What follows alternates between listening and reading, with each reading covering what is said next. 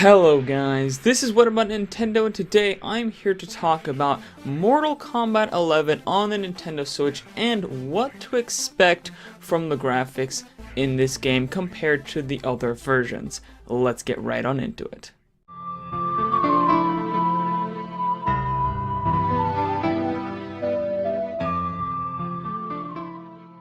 So, some people are kind of worried that the Nintendo Switch version of Mortal Kombat 11 will look significantly worse than the other versions and won't really look good at all. But I don't think that is true. I think that this game is going to look very good. Is it going to look as good as the Xbox One and the PS4 versions? Of course it's not, but I do think it's going to look good, and I have some things that I expect to see in the Switch version. First off, there's going to be geometry reductions. We've heard from the producer Trevor Traub that the Switch version will be seeing quote-unquote special geometry reductions, and that it's being developed by Shiver Studios at the same time as the other versions. To me, this implies that the Switch version of Mortal Kombat 11 isn't simply just a port of the other versions, but it's almost its own version entirely. This means that they can focus on really pushing the Switch to its limits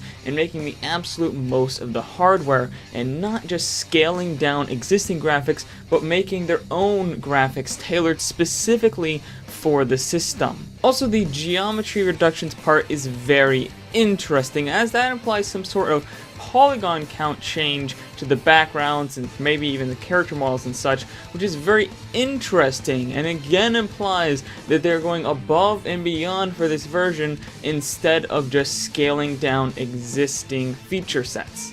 However, I don't think geometry reduction will be the only change to the Switch version that we'll see.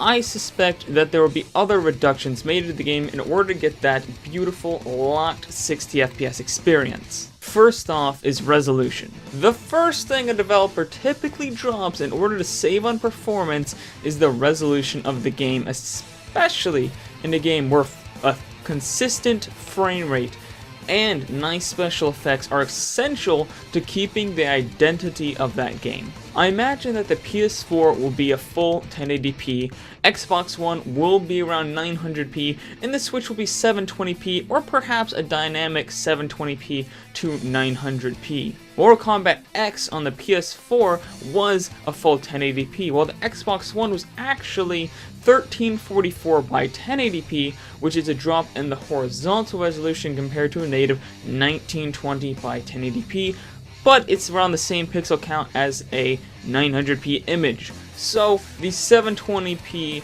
dynamic resolution makes a lot of sense on the Nintendo Switch. Effects work.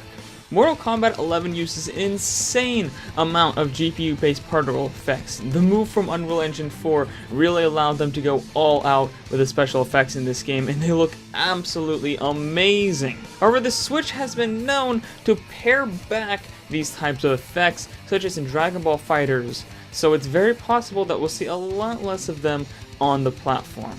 Other than that, I don't really see any major reduction to effects work being implemented, and I think they will try their best to make sure that the Nintendo Switch's effects look comparable to the other versions, as that kind of super bloody, gory, just absolutely just tearing apart your opponents is essential to the identity of this game.